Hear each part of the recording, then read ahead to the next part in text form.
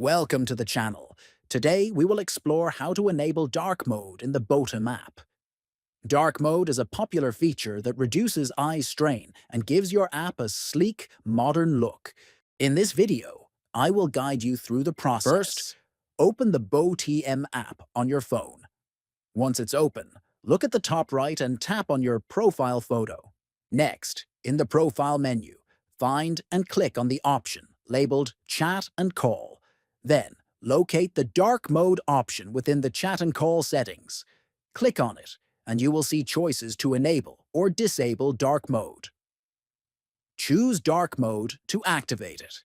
Your app interface will immediately change to a dark theme, making it easier on the eyes, especially in low-light conditions. If you found this video helpful, please like, share, and subscribe to the channel for more useful tutorials. Thanks for watching.